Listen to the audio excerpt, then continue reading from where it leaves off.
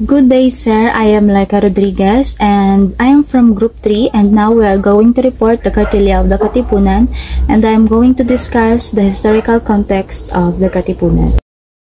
So, noong July 7, 1892, ito ang unang hakbang tungo sa kalayaan na kung saan itinatag ni Andres Bonifacio ang Katipunan doon sa pamahalaan ng Espanyol. Ngunit nakita or napansin ni Bonifacio na nawawala ng saysayang pagsisikap ng mga propagandistang Pilipino, kaya naman nag-organisa siya or nagtatag siya ng isang lihim na samahan na kung saan ay laban ito sa mga taga-Espanya. So, ang kilusang itinatag o inorganisa ni Andres Bonifacio ay ang KKK, Kataas-Taasang Kagalang-Galangang Katipunan, na kung saan ang layunin nito is para palayain ang ating bansa sa ilalim ng mga mananakop na Espanyol. So, nung huli po ay gumawa or sumulat ng maraming tula at sanaysay sina Andres Bonifacio at ang kanyang kapwa-katipunero na si Emilio Jacinto. So, si Emilio Jacinto po ay tinaguri ang the brain of the Katipunan. So, ang kahalagahan po ng Katipunan is para bigyang diin ang ating pagmamahal sa ating sariling bansa at sa ating mga kapwa Pilipino. Thank you po. Sandra, a BA Social Work second year student.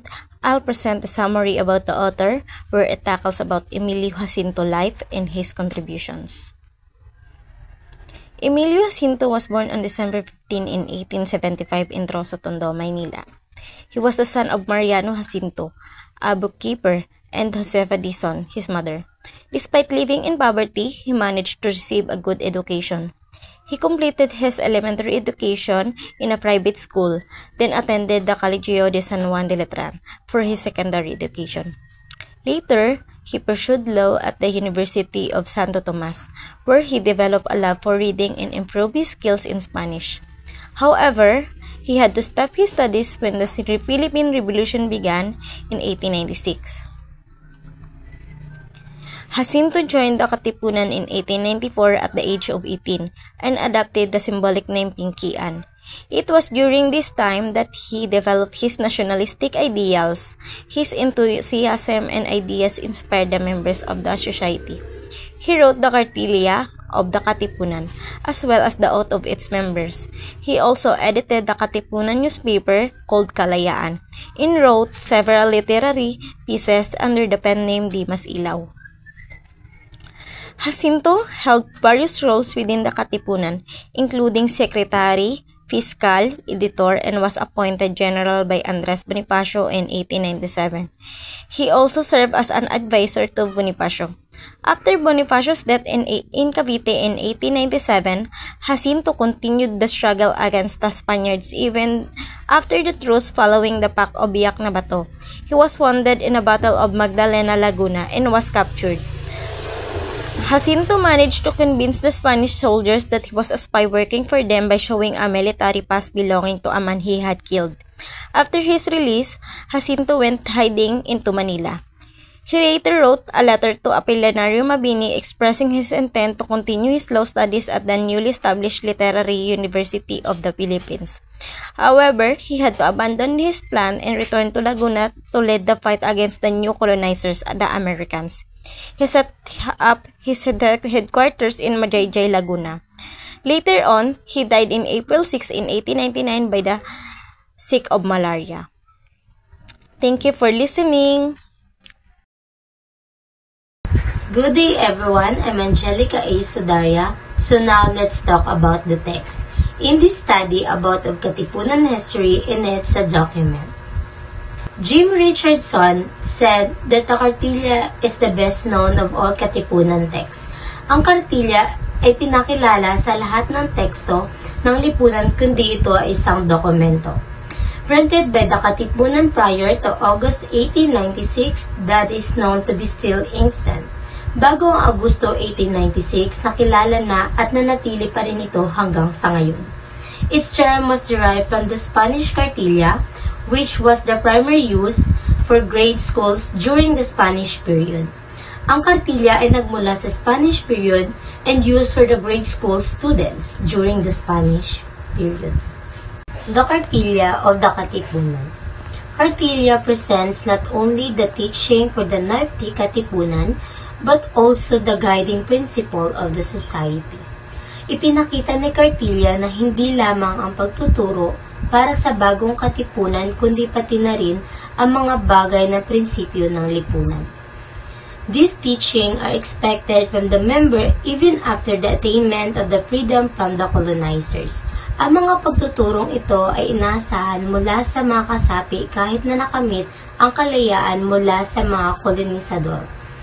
The Katipunan was not just a document for the Katipunan. Its importance today is predicated on the teaching that embodied the immoral and nationalistic principles of the nation that is fought for independence. Ang Katipunan ay hindi lamang isang dokumento para sa Katipunan. Ito ay napakahalaga sapagkat nakabatay sa pagtuturo ng nalalaman ng moral at nasyonalistong prinsipyo.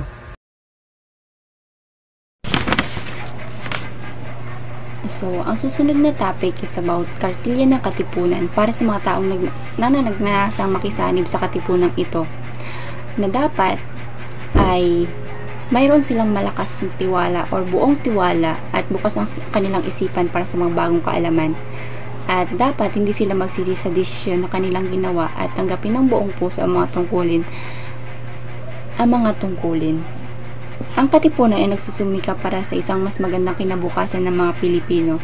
Nais nilang pag-isahin ang mga tao sa pamamagitan ng isang matatag na panunumpa upang masira ang mga hadlang para sa kaunlaran at matuklasan ang tunay na landas ng katarungan at kaliwanagan.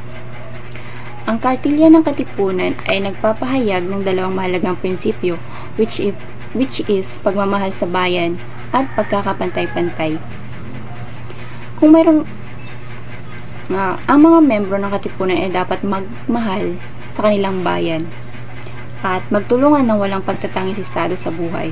Lahat sila ay magkakapatid or lahat tayo ay magkakapatid sa kanila at sama-sama makikibaka para sa kalayaan. And also, ang mga membro ng Katipunan ay magpakontrol sa mga sumusunod na patakaran ng mga organisasyon. Kung mayroong isang membro na nagiging mapusok o hindi sumunod sa mga patakaran, dapat nilang baguhin ang kanilang mga paraan at mag-aral ng mas malalim sa mga prinsipyo ng Katipunan. Sila din ay nagpapalaga sa karangalan at kadalisayan. Sinusuro nila ng mabuti ang mga taong nagnanasa or gustong sumali para masiguro na sila ay may mabuting moral at hindi magkasala. Sa Katipunan din ay hindi nila tinatanggap ang mga taong sumasali para lamang makakalap ng mga impormasyon or ebidensya or also magpayaman lamang. At kung sino man ang mahuli ay mapaparusahan. Sa Katipunan, mas importante ang mga taong marunong gumawa kaysa sa mga taong magaling magsalita. Kaya kung hindi ka marunong gumawa, huwag ka nang sumali sa organisasyong ito. Ito ay isang organisasyon na nangangailangan ng dedikasyon, pagsasakripisyo at katapatan mula sa bawat miyembro. Ang mga responsibilidad ay mabigat at ang mga parusa para sa pagkukulang ay malala. And kung gusto mo lang ng madaling buhay at walang pakialam sa mga problema ng iba, huwag ka nang sumali sa Katipunan. Dito, kailangan mong tumulong sa mga taong inaapi at labanan ang mga masasama. And sa organisasyon ding ito, alam naman nating lahat na kailangan ng pera para makagawa ng mga bagay-bagay. Kumbaga, kailangan magbayad ng bawat membro upang makapasok at buwan-buwan silang magbabayad. Ang pera ay ginagamit para sa mga pangangailangan ng Katipunan at ang mga miyembro ay may karapatang malaman kung saan napupunta ang pera. Dapat nating tandaan ang lahat ng mga bagay na ito ay dahil hindi natin magagawa ang mga ito kung hindi natin mahal ang ating bansa at kung hindi natin gustong tulungan ng mga Pilipino.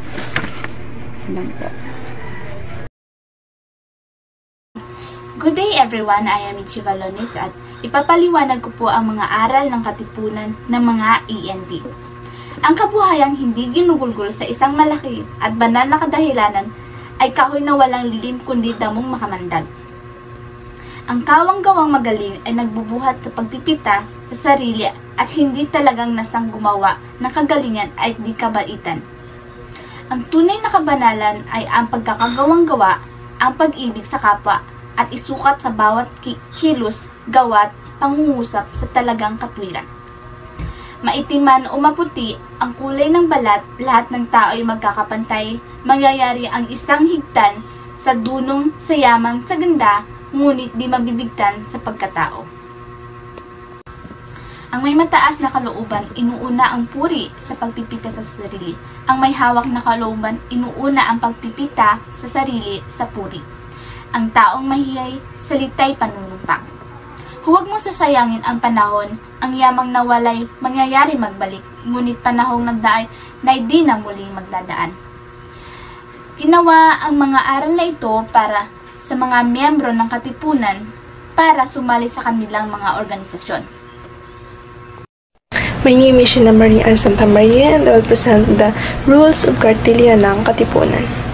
Sa pangwalong rules, sinasabi dito sa Tagalog na ipagtanggol mo ang inaapi at kabakahin ang umaapi. So, tinutukoy dito na bilang isang katipunero dapat alam mo kung ano ang tama and ipagtanggol mo ang mga taong inaapi at kabakahin or kalabanin mo ang mga taong umaapi. And pwede din ito sa mga taong inaabuso.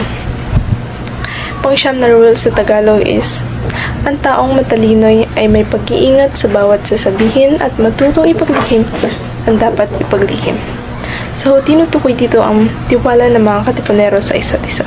Kasi sa isang organization, bilang isang organization, dapat kung ano ang napag-usapan or mga confidential na mga bagay is dapat hindi ito maaring makalabas or makarating sa ibang tao. And sa pang-sampu naman na rule sa Tagalog is, sa daang matinik ng kabuhayan, lalaki ang siyang patnugot ng asawa at mga anak. So, tinutukoy dito na ang isang katipunero is kaya niyang pamahalaan ng maayos ang kanyang pamilya. So, bilang isang ama or haligi ng tahanan, dapat bigyan niya ng magandang buhay ang kanyang pamilya. Magandang daan para sa ikakaayos na kanyang pamilya. Pang-labing isang rule sa Tagalog is, ang babae ay huwag mong tingnan ng isang bagay na libangan lamang kundi isang katuwang at karamay sa mga kahirapan nitong kabuhayan. So, sinasabi dito sa pang-labing isang rules is about sa mga babae. Bilang isang katipunero, dapat daw ang mga babae ay huwag mong tingnan bilang isang laruan or libangan or pampalipas oras lamang, kundi tingnan nito sila na bilang isang katuwang at karamay sa kahirapan. Sa pang-12 rule sa Tagalog is, ang di mo ibig na gawin sa asawa mo, anak, kapatid, ay huwag mong gawin sa asawa, anak at kapatid ng iba. So, tinutukoy lang dito na, or sinasabi dito na, huwag mong gawin ang mga bagay na ayaw din gawin sa'yo ng ibang tao. Sa pang-13 rules sa Tagalog is, sinasabi dito na ang kamahalan ng tao ay wala sa pagkahari, wala sa tangos ng ilong at puti ng mukha, wala sa pagkaparing kahalili ng Diyos, wala sa mataas na kalagayan sa balat ng lupa. So, tinutukoy lang dito na hindi mahalaga, bilang isang katipunero, hindi mahalaga ang katayuan mo sa buhay. Ang mahalaga bilang sa isang katipunan ay may mabuting asal, hindi ka nagpapaapi sa iba, at marunong ka magtanggol ng iyong bansa. And ikaw mismo alam mo sa sarili mo kung ano ang karapatan mo bilang isang tao. And sa last na rules sa Tagalog is, sinasabi dito na ang paglaganap ng mga aral na ito ay magniningning na sumikat ang araw na mahal na kalayaan dito sa kababaang sangkalupaan. So, sinasabi lang dito or pinapahiwatig ng author na si Emilio Jacinto na lahat ng paghihirap, lahat ng sakripisyo ng mga tao, mga katipunero is umaasa siya na masusuklihan lahat ng sakripisyo nila dahil hindi lang ginawa ang katipunan para lang sa wala. Good day everyone, I'm Ken Eliza May J. Verano, and today I will discuss about the associations of the sons of the people. To those who want to join this association, in order that all who want to enter this association may have a full understanding and knowledge of its guiding principles and main teachings, it is necessary to make these things known to them so that they will not tomorrow or the next day repent, and so that they may perform their duties wholeheartedly. So, para sa mga nagnanais at gustong pumasok or sumali sa asosasyong ito, ay kailangan na magkaroon sila ng buong pag-unawa at kaalaman sa mga prinsipyo at pangunahing turo ng asosasyon. Mahalaga din at importante nila itong malaman upang hindi sila magsisi sa bandang huli at upang magampanan nila ng maayos yung kanilang mga tungkulin sa asosasyon ng taos sa puso at tapat. Ang layunin ng asosasyong ito ay ang pag-isahin ang puso at isipan nga ng lahat ng mga Tagalog o Pilipino sa pamamagitan ng isang hindi masisira na sumpa o isang panunumpa. Para nga magkaisa at mapagtagumpayan ang mga pagsubok at malaman ang tunay na landas ng katuwiran at kaalaman. Ang isang pangunahing alituntunin or rules dito ay ang tunay na pagmamahal sa sariling bayan ay taos sa pusong malasakit sa isa't isa. Dito nga sa asosasyong ito ay all are equal. Mahirap man o mayaman, mangunan man o matalino. Lahat dito ay pantay-pantay at tunay na magkakapatid sa loob ng asosasyon. Sino mang tao na nais pumasok dito ay kinakailangan niyang talikuran lahat ng mga hindi magagandang gawain, yung masasamang gawain at sumunod sa mga banal na utos ng katipunan. Lahat ng kilos at gawaing salungat sa marangal at malinis na pamumuhay ay labag nga dito sa asosasyon. Kaya kung sino man ang gustong sumali sa asosasyon ay dumadaan sa isang masusing pagsusuri talaga. Kung ang sasali ay gusto lamang malaman ang mga lihim ng asosasyon upang makahanap ng sariling kasiyahan, upang malaman kung sino ang narito upang ipagbili, ay hindi siya makapagpapatuloy. Dahil maraming nakamasid sa kanya na alam na ang kanyang tunay na intensyon simula pa lamang at agad na silang gagawa ng angkop o tamang hakbang na dapat sa mga traidor. Sa asosasyon nga ay mabubuting mga gawa ang hinihingi at pinapahalagan dito, kaya't kung sino man ang hindi handa at kumilos ng naaayon sa batas ay hindi na dapat pang pumasok kahit gaano pa siya kagaling or kahusay magsalita. Ipinaalala rin na ang mga tungkulin nga na dapat gampanan ng mga miyembro ng asosasyong ito ay labis na may kahirapan. Walang maaaring umalis or umiwas sa gawain o tungkulin sa asosasyon nang walang kapalit rin na mabigat na parusa. Kung ang nais ng sumali sa asosasyon ay gusto lamang ng suporta sa pinansyal o gusto mamuhay ng maginhawa at komportable, mas mabuting huwag na lamang tumuloy dahil makakaranas siya ng mga mabibigat na tungkulin tulad ng pagprotekta nga sa mga inaaping tao at ang mga walang katapusang pakikipaglaban sa lahat ng masama. Sa gantong paraan nga ay ang kanyang buhay ay magiging puno ng mga hampas ng buhay o kahirapan ng buhay. Walang sino man ang nakakaalam sa mga kapahamakan at kahirapan na humahadlang sa mga Pilipino at ang mga pagdurusan na pinagdaanan dahil sa pamamayaningan ng mga kalupitan, kawalang katarungan at mga kasamaan. Lahat nga ay may alam kung gaano kinakailangan ang pera na ngayon ay isa sa mga pangunahing bagay na ginagamit upang magkaroon ng kabuhayan sa lahat. Kaya sa asosasyon ay kinakailangan ang tamang pagbabayad ng mga kontribusyon, 1 piso nga sa pagpasok at 20 sentimo bawat buwan. May hawak nga ng pondo ay panahong nagbibigay ng record sa mga miyembro. Ang bawat miyembro naman ay may mga karapatan silang tingnan ang mga record kung gusto nila. Ang pondo ay hindi pwedeng gastusin ng walang pagpayag ng nakararami. Lahat nga ng gagawin at desisyon ay kailangan pag-isipan at pag-usapan ng maigi sapagkat hindi ito mapagtatagumpayan ng sinuman na walang pagmamahal sa sariling bayan at walang tunay na nais isulong ang kaunlaran para sa bawat isa. So, dapat sa asosyasyon ito, pag pumasok kayo dito, ay kailangan na alam lahat ng mga batas dito at mga isinusulong na mga or ipinaglalaban para magkaroon ng pagkakaisa. Para sa ikakaunlad nga ng mga Pilipino, kailangan nilang magkaisa para isulong yun. Hello everyone, my name is Mary Pulinjo Aviana from the SSW2A. So in this video, I will be talking about the teaching of the Katipunan of the Son of the People, or in Tagalog, mga aral ng katipunan ng mga anak ng bayan. So in this video, I will be talking about the highlights of the context. So the teaching is based on the Cartilla ng Katipunan wrote by Emilio Jacinto on 1892. So the Cartilla ng Katipunan acted as a guidebook for the new members of the organization ng Katipunan, and it focused on the noble values like dedicating one's life to helping others, equality of all people regardless of attributes, defending the oppressed, and keeping secrets. So the Cartilla indicates the values and principles that the members of the organizations must abide. So these are the 14 teachings of the Katipunan. So if you could see the 14 that is indicated in the slides.